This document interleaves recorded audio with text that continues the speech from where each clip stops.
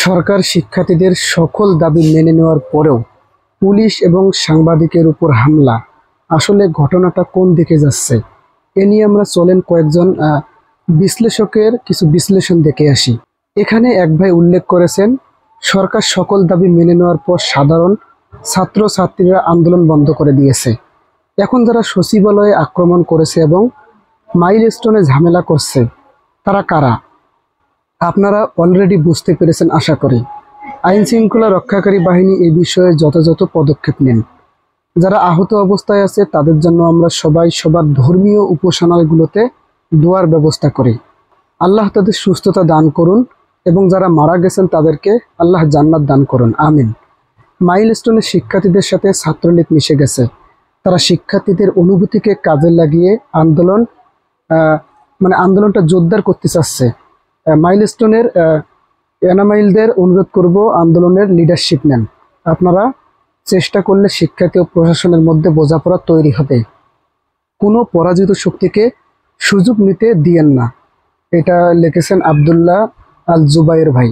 আমরা যদি আরও এক ভাইয়ের বিশ্লেষণটা দেখি, ইসমাইল হুসাইন নূর ভাই, উনি বলেছেন 6 দাবি জানানোর পর সরকার 1 ঘন্টার মধ্যে সব দাবি মেনে নিয়েছে। তাহলে আজ পুলিশ ও সাংবাদিকদের উপর হামলা কেন? এখানে বহিরাগত লোক ঢুকে গেছে, অতি দ্রুত সরকারেদের উপর ব্যবস্থা নেওয়া উচিত। একটা ভিডিওতে বলছে তারা হাসিনাকে ফিরিয়ে নিয়ে আসবে, এটি একটি পরিকল্পিত ভায়োলেন্স। মানে এক ছাত্র কিন্তু বলছিল আমরা শেখ হাসিনাকে ফিরে নিয়ে আসবো, শেখ হাসিনাই ভালো ছিল। যখন পুলিশের উপর হামলা হয় তখন কিন্তু আরেক ভাই এখানে লিখেছেন, ওখানে আমি নিজে ছিলাম, ওখানে পরিবেশটা অন্যরকম। পুলিশকে লক্ষ্য করে এবং সাংবাদিকদের লক্ষ্য করে ইট পাটকেল ছুটতেছে এবং তাদের ছোড়া ইট পাটকেলের আঘাতে 3 জন আহত হয়েছে, এটাই সত্য নিউজ। যদি আমরা আরও কয়েকজনের বিশ্লেষণ দেখি, এখানে লিখেছেন মরহুম শেখ মুজিবুর রহমান। উনি লিখেছেন, মাইলস্টোনের শিক্ষার্থীদের সাথে ছাত্রলীগ মিশে গেছে। তারা শিক্ষার্থীদের অনুভূতিকে কাজে লাগিয়ে আন্দোলন স্যাবোটেজ করতেছে।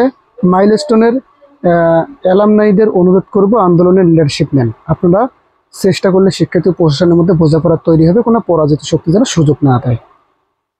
এছাড়া সবথেকে গুরুত্বপূর্ণ এখানে আরও একজন ভাই লিখেছেন, SM মহিদুর রহমান। তিনি লিখেছেন, এই মুহূর্তে আওয়ামী লীগ ও তার অঙ্গ সংগঠনের ফেসবুক পেজগুলো মারাত্মক লেভেলের অ্যাক্টিভ।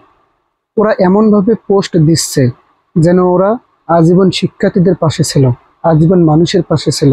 ছাত্রলীগের পেজে শিক্ষার্থীদের কেন গায়ে হাত তোলা হলো সেটা নিয়ে পোস্ট দিচ্ছে, মানে ভূতের মুখে রামরামের মতো অবস্থা।